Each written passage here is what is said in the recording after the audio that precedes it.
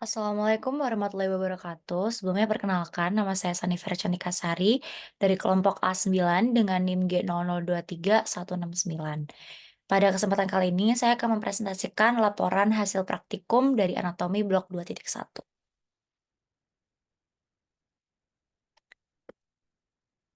Baik, kita langsung ke soal yang pertama, bagaimana mekanisme dari, ereksi dan juga ejakulasi. Jadi pertama-tama ereksi itu terjadi akibat dari stimulus seksual, baik itu secara penglihatan, suara, bau, dan juga, stimulus psikis, yang diperkuat oleh sensasi rabaan langsung pada kulit tubuh dan juga area genital. Kemudian akan merangsang aferen untuk kuat pada SSP. Selanjutnya, ada impuls eferen yang berjalan dari pusat ke medula spinalis menuju ke sistem parasimpatik segmen sakralis 2 sampai 4. Nah, serabut preganglionik parasimpatik ini akan masuk ke plexus hipogastricus inferior bersinap pada neuron postganglionik. Nah, serabut postganglionik ini akan berjalan bersama dengan arteri pudenda interna masuk ke jaringan erektil pada radix penis, kemudian menyebabkan yang namanya vasodilatasi arteri. Kemudian terjadi peningkatan aliran darah dalam jumlah besar ke dalam jaringan erektil. Kemudian corpora cavernosa dan corpus spongiosum penis ini akan membesar karena terdapat pengisian darah. Nah, menekan aliran balik vena pada fascia yang melingkupi. Kemudian aliran darah keluar dari jaringan erektil dihambat dan ditekan dalam penis untuk mempertahankan tetap tinggi. Kemudian penis itu akan memanjang dan diameternya akan bertambah. Ini yang disebut dengan kondisi ereksi. Kemudian bila klimaks rangsang seksual tercapai, itu akan terjadi ejakulasi atau rangsangan seksual berhenti atau dihambat. Nah, arteri yang memvaskularisasi jaringan erektil ini akan mengalami vasokonstriksi sehingga penis akan posisi lemas atau flasid dan kembali ke ukuran semula. Saat ereksi, terdapat arteri dan vena yang masuk ke corpus spongiosum dan corpora cavernosa. Nah, saat ereksi, corpus spongiosum ini terisi oleh darah, dan saat ereksi, penis pria ini akan keras karena berisi pembuluh darah. Penis juga bisa turun karena beberapa gangguan, seperti gangguan hormonal, ini produksi hormon testosteron yang terganggu karena infeksi testis atau gangguan endokrin, radiasi, dan juga genetik. Kemudian yang kedua, ada gangguan vaskuler, ini adalah kerusakan endotel pembuluh darah karena hipertensi, nikotin, aterosklerosis, dan juga hiperkolesterol. Kemudian yang ketiga ada gangguan saraf, ini adalah kerusakan saraf perifer pada diabetes mellitus. Kemudian ada gangguan akibat medikasi. Nah, laki-laki kalau tidak bisa ereksi, terutama di pagi hari, biasanya itu ada gangguan. Nah, gangguannya itu bisa dari hormonal. Pada waktu ereksi, darah itu masuk mengisi pada area-area cavernosa atau kita sebut dengan cavernae dan corpus spongiosum dalam penis. Nah, pada orang yang mengalami gangguan metabolisme seperti diabetes mellitus atau kencing manis, itu mempunyai kecenderungan bahwa darah itu kental sehingga akan sulit untuk masuk ke dalam corpora cavernosa dan corpus spongiosum sehingga ada gangguan ereksi pada penderita diabetes mellitus. Kemudian ada mekanisme ejakulasi. Ejakulasi sendiri itu dibagi menjadi dua tahap, ada emisi dan juga ejakulasi. Emisi sendiri itu adalah substansia ejakulasi dari OGM interna menuju ke uretra. Ostium ductus ejaculatorius pada uretra pars prostatica. Kemudian ejakulasi sendiri juga, merupakan substansia ejakulasi keluar dari OUE atau ostium urethra externum. Nah, mekanisme jaras saraf-sarafnya itu gimana sih? Jadi itu adalah reseptor, baik itu berupa kulit, berupa glans penis, ductus deferens yang penuh, afferents oleh nervus pudendus centrum akan membawa rangsangan menuju ke NILCL, MS, segmen lumbalis 1 sampai 3 efektor. Nah, pada saat proses emisi dinding ductus deferens ini akan berkontraksi, otot-otot kelenjar facialis dan juga bulbo-uretralisnya akan berkontraksi juga. Sphincter vesica urinarianya juga akan berkontraksi. Nah, proses ejakulasi ini akan menyebabkan kontraksi arteri heliceae, sehingga bisa mengalirkan darah ke venula dan ditambah kontraksi dari musculus bulbospongiosus dan musculus ischiocavernosus, sehingga dorongan mekanis untuk mengeluarkan segmen dari uretra. Untuk kelenjar-kelenjar reproduksi pria yang membantu, yaitu yang pertama ada glandula vesikulosa. Nah, dia itu termasuk dua organ berlobus yang terletak pada posterior dari vesika urinaria. Fungsinya apa? Fungsinya sendiri dia itu untuk menghasilkan sekret yang ditambahkan pada cairan semen. Kemudian dia itu menghasilkan sekret yang mengandung fruktosa, fungsinya untuk nutrisi dari sperma, dan juga ada prostaglandin yang berfungsi untuk motilitas dari sperma tersebut. Kemudian yang ketiga, dia itu untuk mengkoagulasi semen setelah ejakulasi. Kemudian ada glandula prostatika. Nah, glandula prostatika ini tuh terletak antara kolum vesicae dan juga diafragma urogenital. Bermuara di uretra pars prostatica melalui ductus prostaticus. Fungsinya apa? Fungsinya dia itu untuk menghasilkan cairan tipis seperti susu yang mengandung asam sitrat dan fosfat asam yang ditambahkan saat ejakulasi. Dia itu juga menghasilkan sekret yang bersifat alkalis sehingga menetralkan suasana asam di dalam vagina. Kemudian ada glandula bulbouretralis, dia itu terletak di dalam diafragma urogenital. Salurannya itu bermuara di uretra pars spongiosum. Dia itu homolog dengan glandula vestibularis, mayor pada wanita. Kemudian fungsinya untuk menghasilkan sekret pada fase ereksi berupa cairan mukus untuk pelumas sebelum berhubungan seksual. Nah, selanjutnya ada mekanisme fertilisasi. Nah, fertilisasi itu apa sih? Jadi, fertilisasi itu merupakan suatu proses pertemuan dua sel gamet yang terdiri dari sel sperma dari laki-laki dan juga sel telur atau kita sebut dengan ovum itu dari perempuan. Nah, fertilisasi itu awalnya terjadi di ampula tuba fallopi, lalu setelah sel sperma itu membuahi dan membentuk suatu yang bernama zigot, dia akan bergerak dengan bantuan otot melalui tuba uterina menuju ke dinding uterus. Jadi di sini, setelah dia mengalami ovulasi, kemudian dia bertemu dengan sel sperma di tuba fallopi, dia mengalami fertilisasi, kemudian dia akan lanjut berjalan terus dari tuba fallopi hingga dia akan mengalami implantasi atau mengalami, penempelan pada, endometrium atau dinding uterus. Nah, fertilisasi tadi kan dia penyatuan gamet pria dengan wanita ya, dia terjadi di daerah ampula tuba uterina.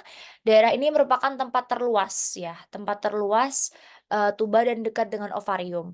Nah, spermatozoa ini dapat tetap hidup di dalam saluran reproduksi wanita itu selama beberapa hari. Tapi hanya 1% dari sperma yang mengendap di dalam vagina ini yang memasuki serviks, tempat sperma ini bertahan. Hidup hanya dalam beberapa jam saja, serta pergerakan sperma dari serviks ke tuba uterina ini terjadi akibat dari kontraksi otot uterus dan tuba uterina dan sangat sedikit dibantu oleh dorongan sperma itu sendiri. Perjalanan dari serviks ke tuba uterina itu dapat terjadi paling cepat 30 menit atau paling lambat itu 6 hari setelah mencapai isthmus. Sperma akan kurang motil dan berhenti bermigrasi. Saat ovulasi, sperma ini akan kembali menjadi motil, kemudian disebabkan oleh kemukratan yang dihasilkan oleh sel-sel kumulus yang mengelilingi sel telur dan berenang menuju ke ampula tempat fertilisasi biasanya terjadi. Kemudian kita masuk ke implantasi. Nah, implantasi ini terjadi setelah zigot yang berkembang menjadi morula, mencapai ke uterus, kemudian terjadi proses yang dinamakan implantasi. Ya, implantasi itu merupakan proses di mana morula itu berkembang menjadi blastokista, kemudian menanamkan dirinya ke dalam lapisan uterus yang kita sebut dengan endometrium.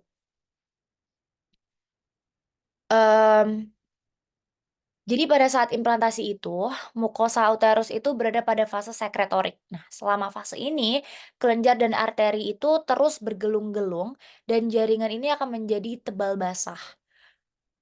Akibatnya, dapat dikenali adanya 3 lapisan di endometrium, yaitu ada lapisan kompaktum di bagian superficial, kemudian ada lapisan spongiosum di bagian tengah, dan lapisan basal yang tipis. Nah, normalnya blastokista itu, tertanam di dalam endometrium di sepanjang dinding anterior atau posterior dari korpus uteri.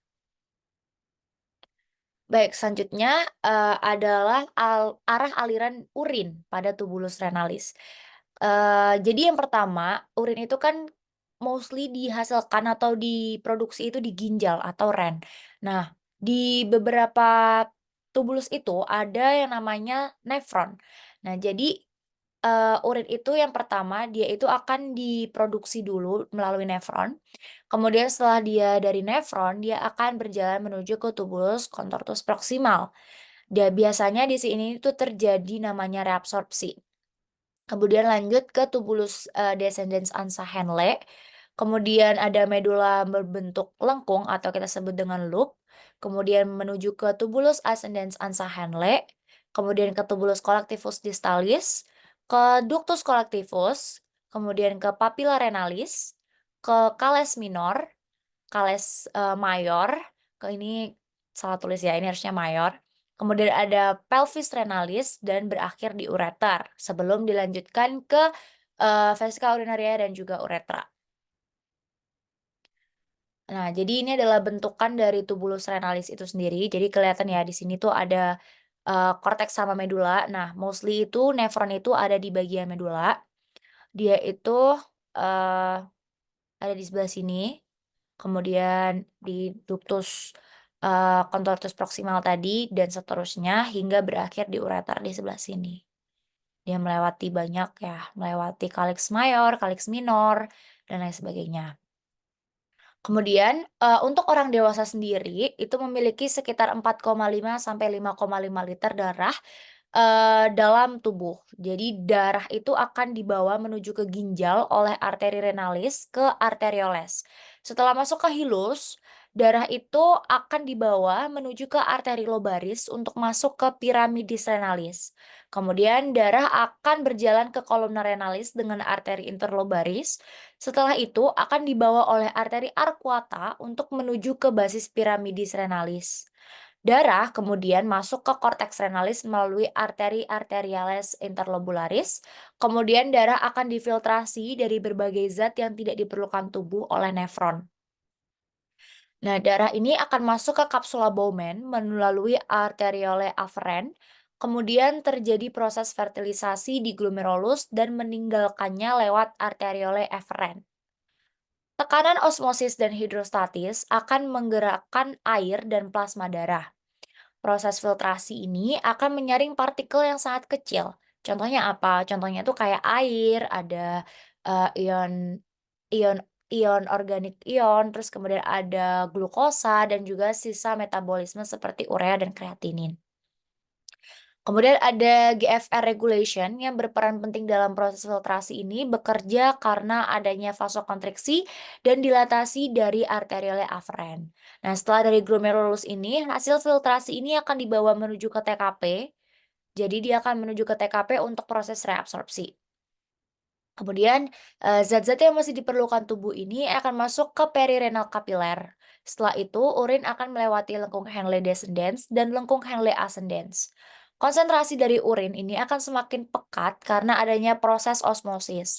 Kemudian dibawa ke TKD atau tubulus contortus distal dan ke tubulus collectivus. Kemudian keluar melalui papilla renalis, calyx minor, kemudian calyx mayor, pelvis renalis dan akhirnya akan masuk ke ureter. Nah, eee, ureter itu akan membawa urin tersebut menuju ke vesika urinaria. Nah, vesika urinaria, di situ terdapat otot pada ureter yang akan berelaksasi agar urin itu dapat diturunkan dan tidak kembali lagi menuju ke ginjal atau yang kita sebut dengan reflux. Kemudian setelah vesika urinarianya penuh, reseptor pada, vesika urinaria ini akan mengirimkan sinyal ke otak, kemudian musculus sphincter externum itu akan rileks. Kemudian, membiarkan urin ini menuju ke uretra. Nah, pada pria itu terdapat 4 pars yang harus dilewati. Ada pars prostatica, kemudian ada pars membranosa, dan juga ada spongiosa, gitu. Nih, bagian dari ureter tadi. Jadi ureter ini tuh saat memfiltrat dia akan, terdapat 3 penyempitan. Jadi ada penyempitan yang pertama yang kita sebut dengan uteropelvic junction. Ini tuh merupakan pertemuan antara pelvic renalis dan juga, ureter. Kemudian yang kedua, itu ada saat terdapat penyilangan dari arteri iliaka communis, dan yang ketiga itu ada saat memasuki vesika urinaria. Ureter ini juga, dalam posisi miring untuk mencegah urin itu kembali ke ginjal atau yang kita sebut dengan reflux tadi. Kemudian kita lanjut ke sistem urinaria. Nah, sistem urinaria itu termasuk dari organnya sendiri terdapat ren, kemudian ada ureter, ada vesika urinaria dan juga ada uretra. Nah, ren sendiri dia itu untuk mengekskresi sisa-sisa metabolisme dalam bentuk urin dan mempertahankan senyawa seperti potasium dan sodium, serta air dalam keadaan seimbang. Ureter sendiri dia membawa urin keluar dari ren menuju ke vesika urinaria. Di sana urin akan ditampung sementara lalu urin akan dibuang keluar tubuh dari vesika urinaria menuju ke uretra. Kita bahas lagi, organ yang penting untuk memproduksi urin tadi adalah ren atau kidney atau ginjal. Nah, dia akan membuang urea dari darah melalui unit filtrasi fungsional yang bernama dengan nefron. Dalam setiap nefron itu terdapat kapiler darah kecil yang bernama glomerulus dan tabung kecil yang bernama tubulus renalis. Urea tadi, bersama dengan senyawa cair lainnya akan membentuk urin yang melewati nefron turun melalui tubulus renalis yang sudah dijelaskan sebelumnya. Kemudian setiap harinya, ren ini akan memfiltrasi sekitar 120 sampai 150 liter darah untuk membuang sisa metabolisme dan menyeimbangkan cairan. Proses ini menghasilkan sekitar 1 sampai 2 liter urin per hari. Ini ada bentuk dari ren ya. Kalau kita belah, dia akan kelihatan korteks dan medulanya. Terus di setiap eh, unit filtrasi fungsional yang nefron tadi ini ada di dalam sini semua. Next, kita lanjut ke ureter. Ureter tadi sempat kita bahas juga penyempitan-penyempitannya. Dia merupakan suatu saluran yang menyalurkan urin dari ren ke vesika urinaria, di mana dia itu punya otot-otot yang terus berkontraksi dan berelaksasi untuk memaksa urin ini turun ke bawah, menjauhi ren, agar tidak jadi refluks tadi. Jika urin ini refluks ke atas, ren itu akan terkena infeksi. Dan sekitar 10 sampai 15 detik sekali, itu sejumlah kecil urin itu dikosongkan dari ureter menuju ke vesika urinaria untuk ditampung. Kita lanjutkan ke vesika urinaria. Ini merupakan, tempat penyimpanan sementara urin. Jadi ukuran dan bentuk vesika urinaria itu tergantung berapa banyak urin di dalamnya dan tekanan yang diterima dari organ lain. Vesika urinaria ini mempunyai lapisan muskularis yang terdiri dari 3 lapis otot polos yang disebut dengan musculus detrusor. Nah, pada kolom vesikae ini terdapat musculus pincer vesicae, di mana kontraksi dari otot-otot ini membantu untuk menahan urin agar tidak bocor. Pada vesika urinaria juga terdapat musculus pincer uretra internum, yang berkontraksi ketika menahan dan berelaksasi atau terbuka saat proses berkemih. Vesika urinaria ini juga dibantu oleh syaraf yang memperingatkan seseorang, waktunya untuk berkemih atau, eee, untuk mengosongkan vesika urinaria ini agar tidak terjadi penumpukan sehingga refleks ke organ-organ lainnya. Kemudian di organ, urinaria yang terakhir itu adalah uretra. Jadi uretra ini tuh berfungsi untuk menyalurkan urin keluar dari tubuh melalui orifisium uretra externum atau OUE. Otak akan mengirim sinyal ke otot vesika urinaria untuk berkontraksi sehingga mengeluarkan urin keluar dari vesika urinaria. Nah, pada waktu yang bersamaan, otak ini mengirimkan sinyal ke otot sphincter untuk berelaksasi mengeluarkan urin keluar dari vesika urinaria ke uretra. Nah, pada wanita, uretra itu sangat pendek dengan panjang 4 sampai 5 cm dan hanya dilalui oleh urin. Sedangkan pada pria, dia itu lebih panjang dengan 20 cm dan dilalui oleh urin serta semen. Nah, tadi kan kita tahu kalau misalnya uretra dari cowok tadi kan melewati 4 pars ya. Ada pars prostatica, membranosea, kemudian ada spongiosa dan sebagainya. Sehingga itu akan lebih eh, sedikit kemungkinan kecil untuk mengalami infeksi karena dia itu panjang, sedangkan pada wanita itu karena dia pendek, dia itu bisa, rentan sekali untuk terjadinya infeksi, gitu. Nah, ini merupakan pengaturan refleks dan volunteer proses dari berkemih. Jadi pengaturan refleksnya itu yang pertama, kandung kemihnya itu terisi, kemudian dia itu akan menyebabkan reseptor regang. Nah, reseptor regang ini kemudian dia akan ke saraf parasimpatis, kemudian ada kandung kemihnya berkontraksi, kemudian terjadi sphincter ureter internanya secara mekanik terbuka bila, kandung kemihnya ini akan berkontraksi, kemudian dia akan terjadi suatu, eee, proses yang namanya berkemih, gitu. Nah, sedangkan untuk pengaturan pengaturan dari volunteer-nya, dia itu ada korteks cerebri yang akan, mengaktifkan motor neuron menuju ke sphincter ureter eksterna. Nah, ini akan menyebabkan 2 hal. Jadi sphincter ureter eksterna ini terbuka bila motor neuronnya dihambat, dan juga sphincter ureter eksterna ini akan tetap tertutup bila motor neuronnya itu udah dirangsang. Sehingga kalau misalnya dia itu tertutup bila motor neuronnya dirangsang, dia itu tidak mengalami yang namanya berkemih, gitu. Mmm. Jadi refleks berkemih itu terpicu ketika reseptor regang di dalam dinding kandung kemih ini terangsang. Nah, kandung kemih ini pada orang dewasa itu dapat menampung hingga 250 sampai 400 mililiter urin sebelum tegangan di dindingnya itu mulai cukup meningkat untuk mengaktifkan reseptor regangnya. Nah, semakin besar tegangan melebihi ukuran ini, semakin besar tingkat pengaktifan reseptornya. Sehingga serat-serat aferen dari reseptor regang ini akan membawa impuls ke medula spinalis dan akhirnya, melalui antar neuron akan merangsang saraf parasimpatis untuk kandung kemih dan menghambat neuron motorik ke sphincter externus. Kemudian, stimulasi saraf parasimpatisnya, kandung kemih ini menyebabkan organ itu akan berkontraksi. Tidak ada mekanisme khusus yang dibutuhkan untuk membuka sphincter internus, tapi perubahan bentuk kandung kemih selama kontraksi akan secara mekanis itu menarik terbukanya sphincter internus. Nah, secara bersamaan sphincter externus ini akan melemas pada neuron-neuron motoriknya itu dihambat. Kini, kedua stigma itu terbuka dan urin terdorong melalui uretra oleh gaya yang ditimbulkan oleh kontraksi dari kandung kemih itu sendiri.